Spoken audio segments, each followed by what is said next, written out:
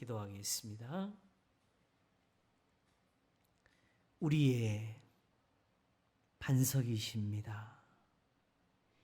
말씀하시기를 내 말을 듣고 행하는 사람은 반석 위에 집을 짓는 사람과 같다 하셨사오니 이와 같이 사도는 말씀하시기를 내가 닦아둔 이 터 위에 다른 터를 닦을 수는 없다 하였습니다. 오직 예수 그리스도시라 하셨사오니 주님이 세상에 오셔서 친히 들리신 말씀 외에는 다른 터가 없나이다. 주님은 오직 이것을 이루시려고 친히 십자가에 달리셨고 우리의 많은 죄를 대신 짊어지시고 단번에 씻으셨사오니 다시는 죄를 위하여 드릴 것이 없고 오직 하나님이 주시는 은혜를 힘입어서 새롭게 하심을 받아 당당히 하늘에 들어가는 것이라 하셨습니다.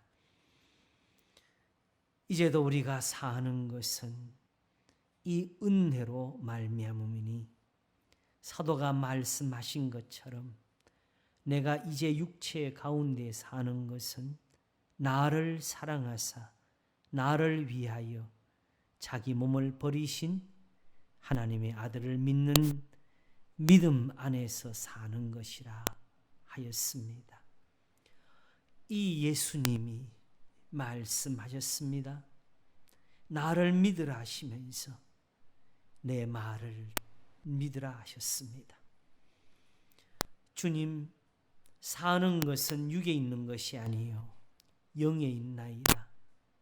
내가 너희에게 이르는 말이 곧 영이요 생명이라 하셨사오니 지금도 우리의 죽게 된 모든 것을 다 살게 하소서. 그리스도의 영이 계시면은 죽을 몸도 살리시리라 하셨사오니 이제도 우리의 모든 허물을 용서하시고 우리를 모든 죄에서 깨끗게 하시며 숨은 허물에서 벗어나게 하사 하나님의 종들이 상을 받는 바 진리의 말씀으로 우리를 지키시기를 바라옵고 원합니다. 항상 우리에게는 하나님을 앙망하는 것이 있게 하소서. 내가 간절히 주를 찾되 물이 없어 마르고 곰핍한 땅에서 내 영혼이 주를 갈망하며 내 육체가 주를 앙모하나이다 한가 같이 오늘도 하나님의 권능과 영광을 보려고 성소에서 주를 바라보던 의인과 같이 오늘도 진리의 말씀을 들으며 우리는 살아계신 하나님의 성전이라 한 말씀 안에서 오늘도 깨끗게 되며 정결하게 되어서 살아계신 하나님을 모실 수 있도록 복을 주시기를 바라옵고 원합니다. 주여 오늘도 성도들을 들으소서. 저희들에게 기도를 주셨습니다. 마음의 소원을 담게 하셨으니 이제도 귀를 기울이시고 저희의 구하는 모든 것에 응답하시며 주의 복으로 채우소서. 건강케 하시고 평안을 주시고 저희들에 있는 모든 고민스러운 것 눈물이 되는 것을 다 없이 하시고 하나님이 근심으로 멀어지게 하시며 저희의 자녀들과 함께 주의 위로하심과 복을 주시는 은혜를 누리게 하시옵소서. 오늘도 이 민족, 이 나라를 살리시고 교회를 지키시고 예배가 하나님께 드려지며 찬송이 세상에 전해질 수 있도록 복을 주시옵소서. 그러므로 이 시간도 우리의 예배를 흠양하시며 말씀을 가르치는 자를 도우시옵소서. 감사하옵고 우리 주 예수 그리스도 이름으로 기도하옵나이다. 아멘. 성경 말씀 보겠습니다. 구약 성경 잠언입니다. 잠언 18장입니다. 시편 다음에 있습니다. 잠언 18장 22절 말씀을 봉독하겠습니다. 아내를 얻는 자는 복을 얻고 여호와께 은총을 받는 자니라. 아멘. 여호와 잠언 18장 22절 말씀을 봉독했습니다.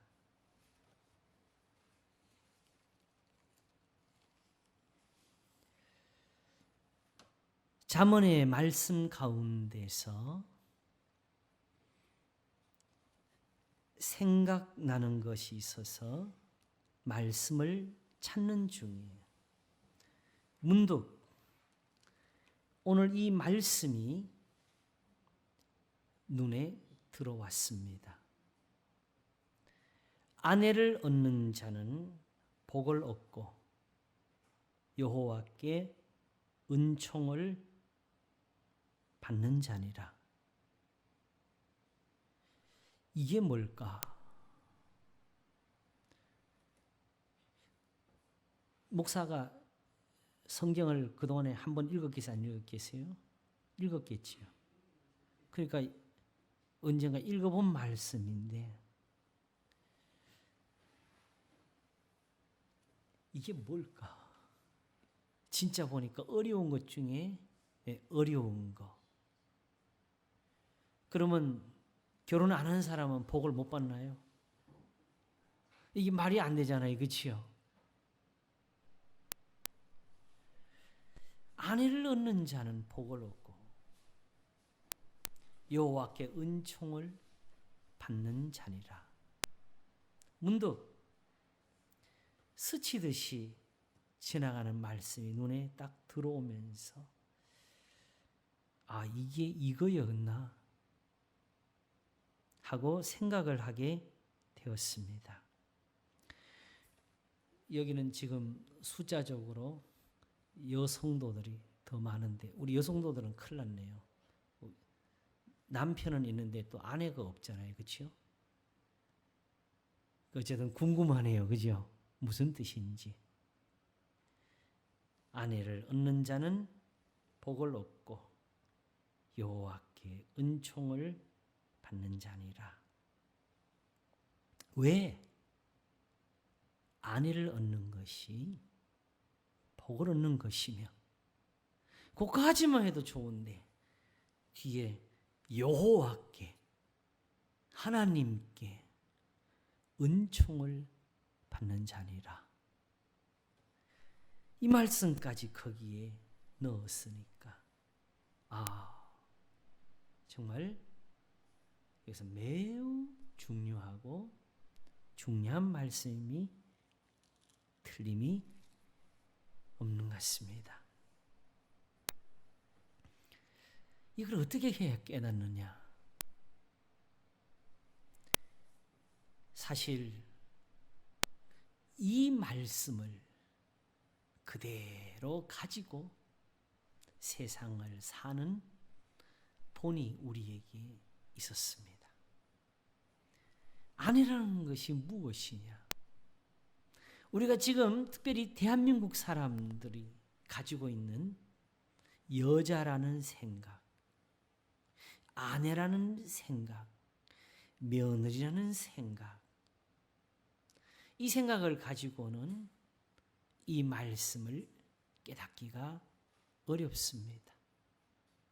우리는 세상에서 우리가 일부러 그런 것도 아님에도 불구하고 그런 데서 살다 보니까 저절로 남자와 여자가 나뉘어집니다. 그치요?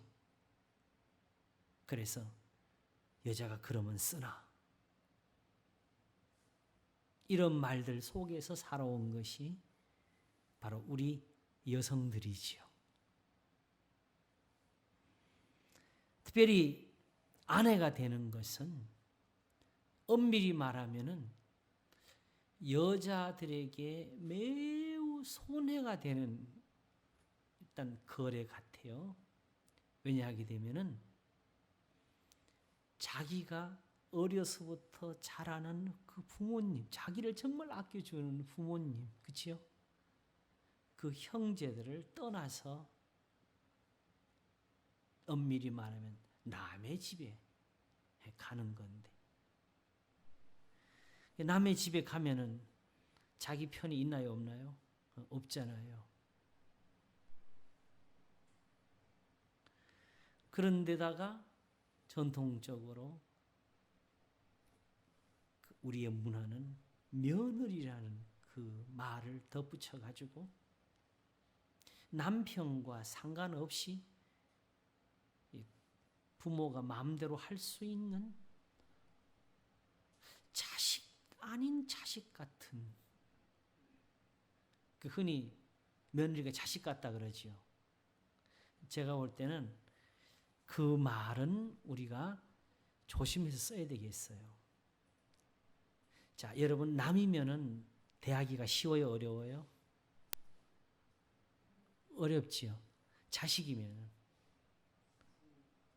막 대해도 되잖아요. 근데 이게 진짜 내 자식일 때는요, 괜찮아요. 근데 남을 가지고 그렇게 할 때는 남의 식구는 매우 어렵습니다.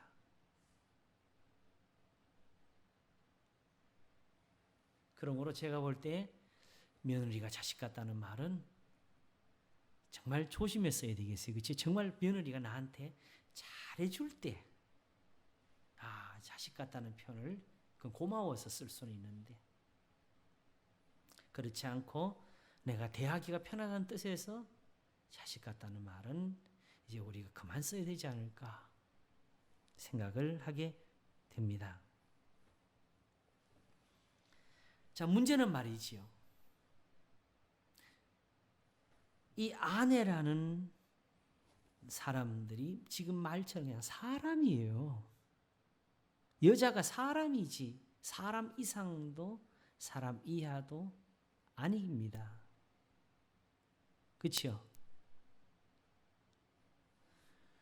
그렇기 때문에 아픔도 알고 슬픔도 알고 눈물도 있고 한숨도 있는 것이 바로 며느리고 아내입니다.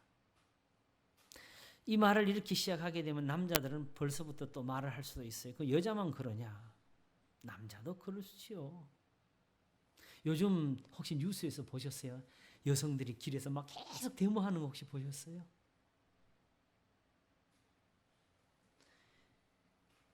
그 인터넷이나 영화나 이런 데서 보게 되면 거의 그냥 여성들을 가지고, 그죠? 다 장난을 치는데 그것들에 대해서 사실은 세상의 법정들이 공평하게 안 하는 것 같아요. 제가 봐도.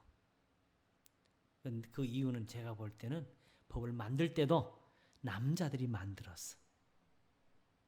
그리고 재판을 하는 사람들도 남자고 검사들도 대부분 남자고.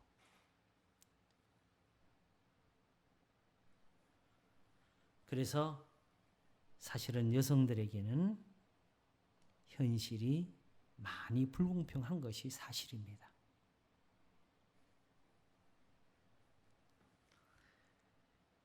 그래서 지금 그런 막 소위 데모라 그래야 되나요? 길거리에서 막 소리를 내는데 그걸 이제 남자들이 보면서 우리가 그동안에 좀 너무 했구나. 이런 생각을 하는 사람들도 많이 있겠죠. 근데도 이제 또 뉴스에 나오는 거는 그걸 또 미워해가지고 거꾸로 여성들을 막 욕하듯이 글을 쓰는 사람들이 많이 있습니다. 그래서 어떻게 보면은 이대로 가다가는 앞으로는 결혼도 없고 그냥 여자 남자끼리 그냥 서로 싸우고 전쟁이라도 벌어질 것 같은 그런 분위기가 만들어지고 있는데 궁극적으로 아마 거기서 서로 말로 글로 싸우다 보니까 그렇겠지. 그런 남자도 자기 애인 생기면 그때는 조금 수그릴 거예요. 물론 결혼하면 또 달라질 수 있고.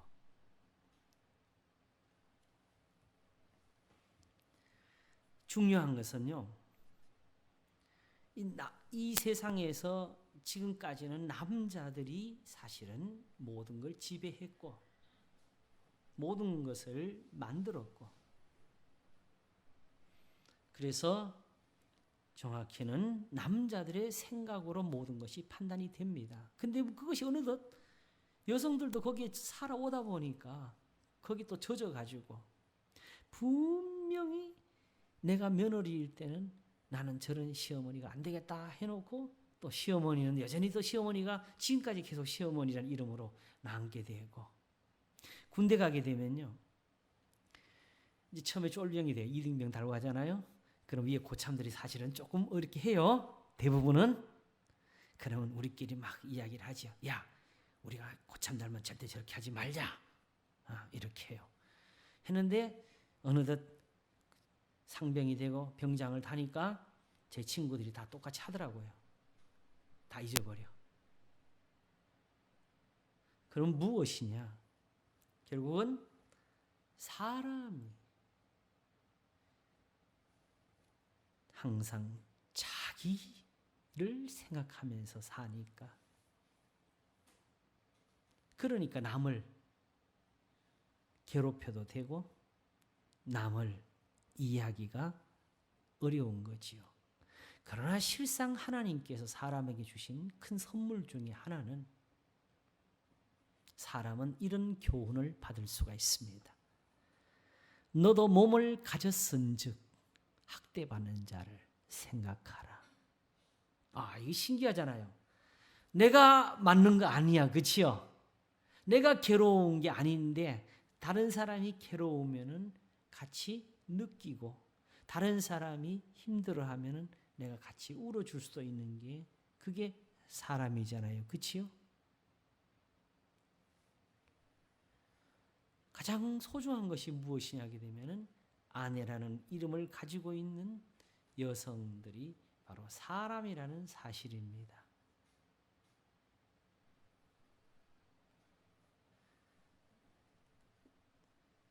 사실 여성들에 대한 것뿐만 아니고 지금도 갑질이라는 말을 쓸 때는 남녀를 가리지 않잖아요, 그렇지요? 이게 본질에서 나온 거지요. 거기에 이제 여성들은 전체적으로 약하니까 그냥 남성들의 갑질이 사실은 되었다고 볼 수가 있어요. 옛날에 귀족들이 자기의 귀족으로 살기 위해서는 남 앞에 나가서 기가 안 죽어야 되고 남보다 더 멋있어야 되고 잘나야 되고 그런데 그걸 다 누가 뒤에서 봐주지요? 하인들이 봐주지요. 그 나가서 혹시라도 옷에 티라도 묻어가지고 남에게 흉이 잡히면 그 책임이 다 누구 거예요? 하인 거지요. 그러니까 그 하인을 그냥 괴롭힌다 이런 의도보다도 내가 나가서 당한 그 창피 때문에 그냥 발길질을 하게 되고 짓밟게 되고 그런 문화가 바로 소위 민주주의라는 이런 틀이 나오기 전까지는 우리나라뿐만 아니고 서양에도 항상 있었고 지금 이런 시대에도 우리나라에 있는 갑질이 우리나라에 있는 것이냐 여전히 서양에도 아직 여전히 있으면 우리보다 더 많을 수가 있어요. 아직도 흑인하고 백인이 차별을 받잖아요. 그렇죠?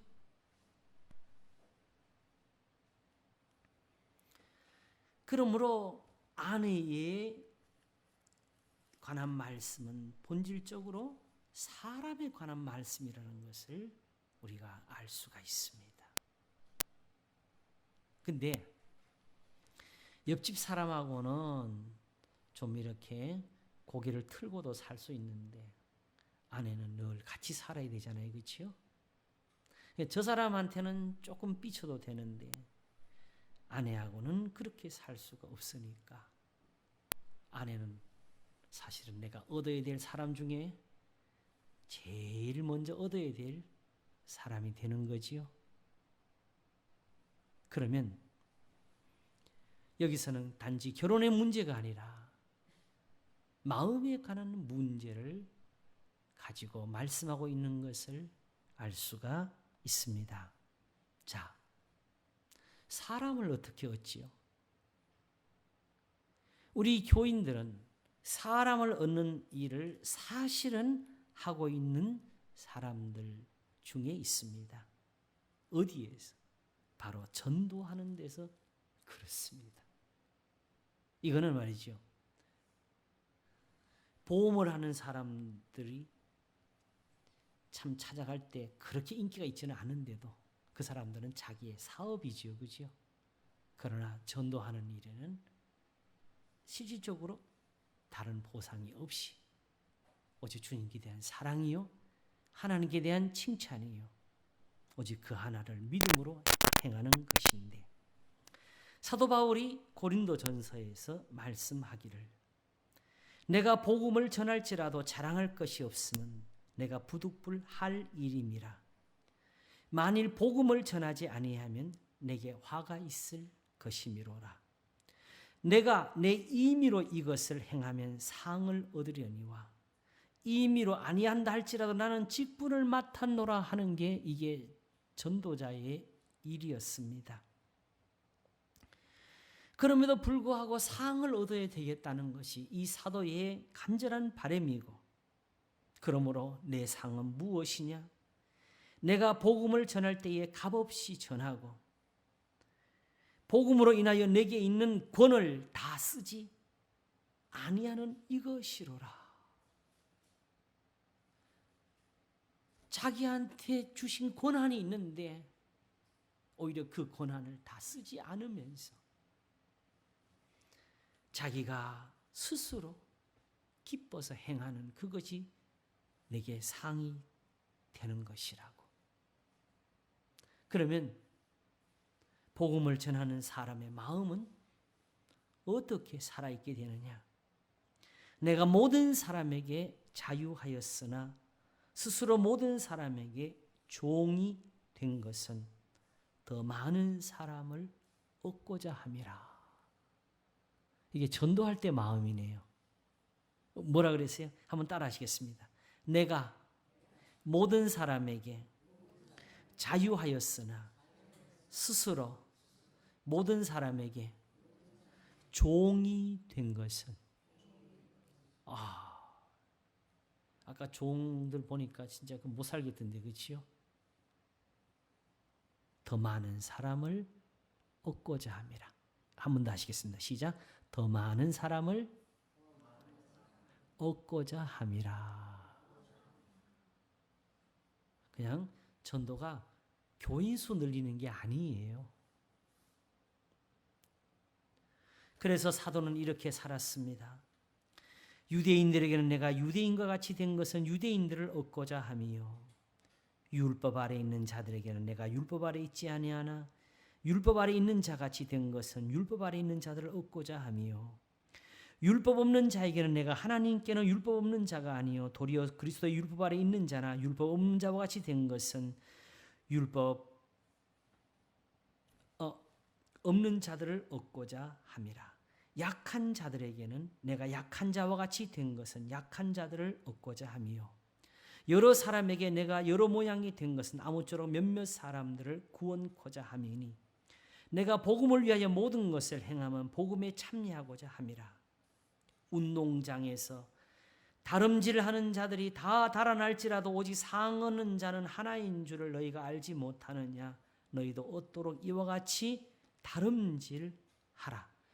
이기기를 다투는 자마다 모든 일에 절제하나니 저희는 썩을 면류관을 얻고자 하되 우리는 썩지 아니할 것을 얻고자 하노라. 그러므로 내가 다름질하기를 향방 없는 것 같이 아니하고 싸우기를 허공을 치는 것 같이 아니하여 내가 내 몸을 처 복종케 함은 내가 남에게 전파한 후에 자기가 도리어 버림이 될까 두려워함이로라 했습니다. 이래야 전도를 하네요.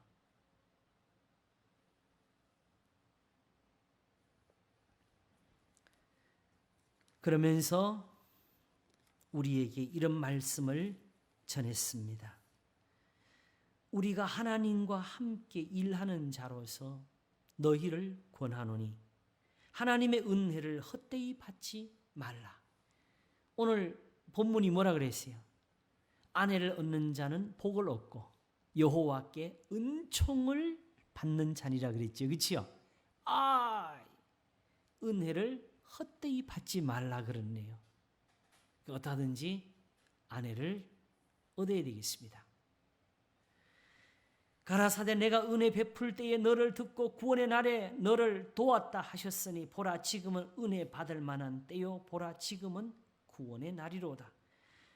우리가 이 직책이 회방을 받지 않게 하려고 무엇이든지 아무에게도 거리끼지 않게 하고 오직 모든 일에 하나님의 일꾼으로 자천하여 많이 견디는 것과 환난과 궁핍과 곤란과 매맞음과 갇힘과 요란한 것과 수고로움과 자지 못함과 먹지 못함과 깨끗함과 지식과 오래 참음과 자비함과 성령의 감화와 거짓이 없는 사랑과 진리의 말씀과 하나님의 능력 안에 있어 의의 병기로 좌우하고 영광과 욕됨으로 말미암으며 악한 이름과 아름다운 이름으로 말미암으며 속이는 자 같으나 참되고 무명한 자 같으나 유명한 자요 죽은 자 같으나 보라 우리가 살고 징계를 받는 자 같으나 죽임을 당하지 아니하고 근심하는 자 같으나 항상 기뻐하고 가난한 자 같으나 많은 사람을 부유하게 하고 아무것도 없는 자 같으나 모든 것을 가진 자로다 하면서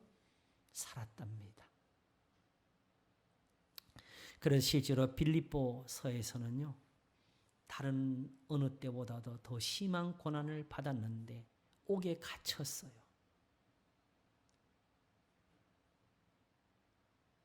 이걸 성도들이 걱정하고 혹 그 중에서 약한 자들이 의심을 할까 봐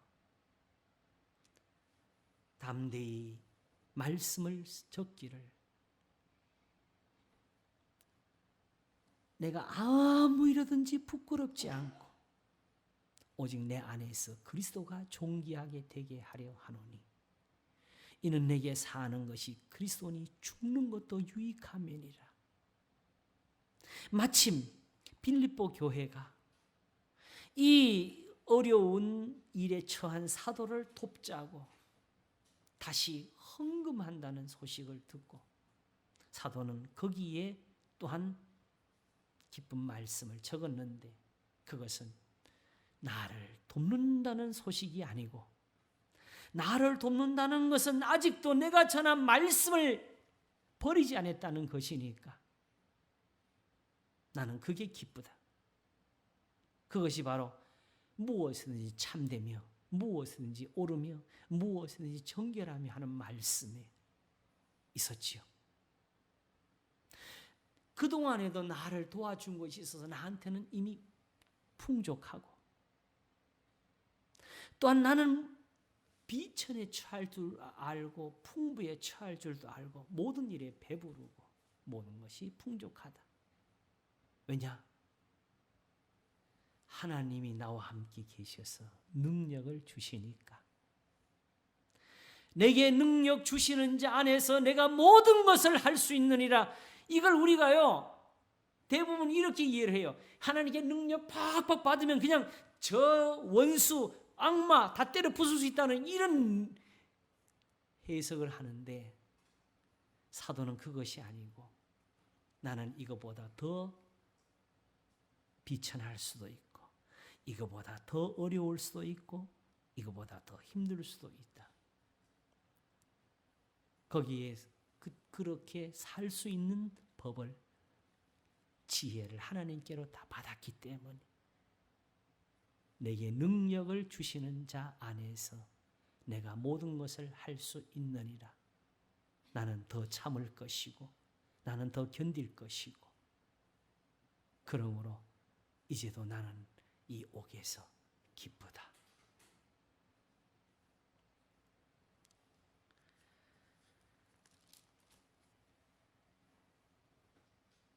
자, 그러면요.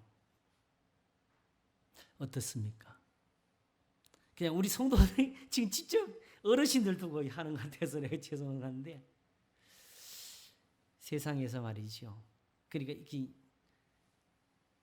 전도를 하는 거하고 아내를 얻는 거. 우리 여성도들도 합시다. 뭐 남편만 아내를 얻어야 돼. 아내는 또 남편을 또 얻어야 되겠죠. 그죠? 그 두 가지를 두면 어느 게 더 힘들 것 같아요? 다 힘들죠. 그런데 제가 볼 때는 아내 쪽이 더 힘든 것 같아요. 왜냐하면 그러니까 이걸 썼겠지요. 왜 그러냐? 요즘 무심히 어떤 글을 하나를 봤어요. 봤더니 이런 글이 써졌어요. 산이 아름다운 것은 멀리서 보기 때문입니다. 가까이 가게 되면은 벌레들도 있고 짐승들이 먹고 산 그 배설물도 있고 뱀도 있고 벌레도 있고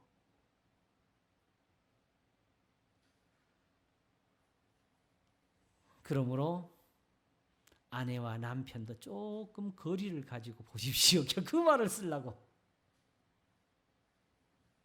그런데 그 말이 그렇지. 아내와 남편은 이미 하나님이 같이 살게 하셨으니까 멀리서 볼 수가 없어요.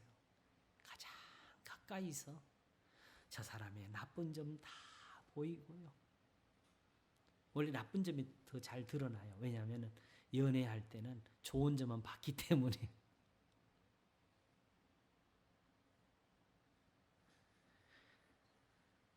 그러니 세상에 전도는 그래도 나가서 그거 모르면서 모르는 사람끼리 하는 거니까 이게 더 사실은 쉬운 거지요. 따지면. 그런데 그런 전도를 하기 위해서 사도가 내가 이 사람에게는 이 모양이 되고 저 사람에게는 저 모양이 된다 그랬습니다. 그냥 아내와 남편이 그냥 이렇게 살다가 뭐 말겠지 뭐 하면은 그만인데 오늘 말씀이 아내를 얻는 자는 복을 얻고 여호와께 은총을 받는 자니라. 이거는 포기할 수가 없잖아요. 그러니까 어찌하든지 아내는 얻어야 되겠다.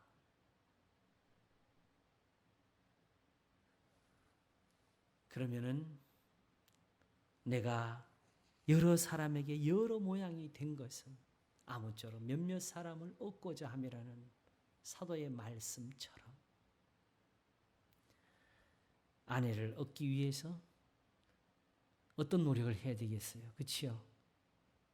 이 말씀 하나로 그냥 엄청나게 하나님께 얻어맞았습니다.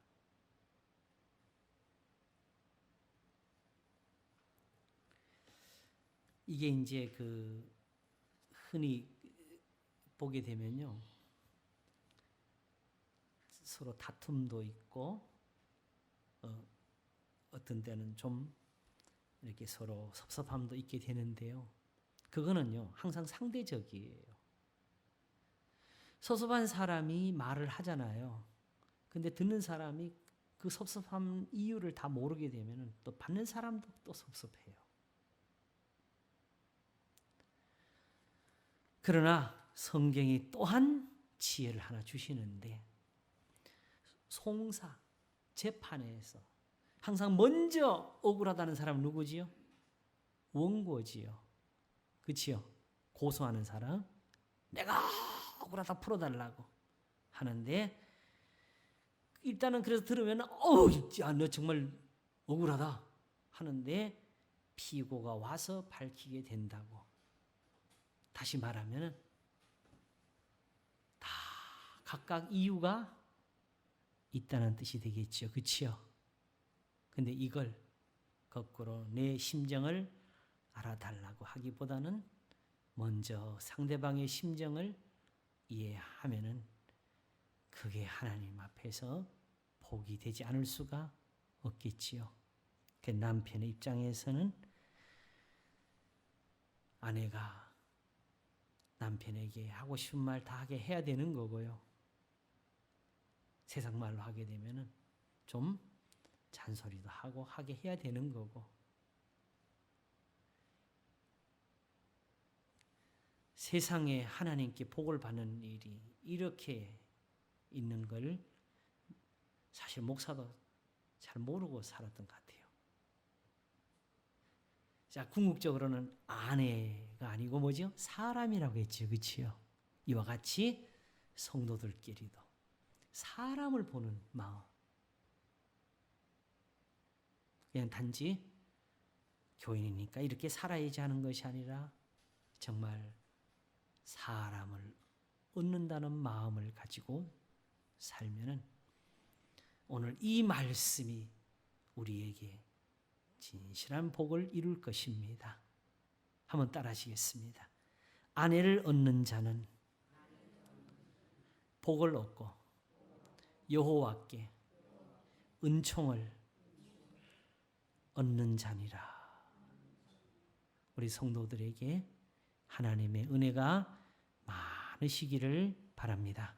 기도하겠습니다. 하나님 아버지, 은혜를 감사합니다. 보라, 지금은 은혜 받을 만한 때요. 보라, 지금은 구원의 날이로다 하신 것이 이 말씀을 두고 하시는 것인 줄을 누가 알았겠습니까? 이렇게 하나님은 우리에게 오래 참으라 하시고, 이와 같이 하나님은 분을 내기를 더디하라 하시고, 이와 같이 하나님은 용서하게 하시고, 이와 같이 하나님은 서로 사랑하라 하셨습니다. 하나님의 은혜를 헛되이 받지 말라. 사도는 또한 스스로 자기를 쳐서 복종케 하기를, 이 직책이 회방을 받지 않게 하려 한다 하였습니다. 주여, 우리가 은혜 받는 일에 거침이 되는 것이 없게 하소서. 감사하옵고 우리 주 예수 그리스도의 이름으로 기도하옵나이다. 아멘.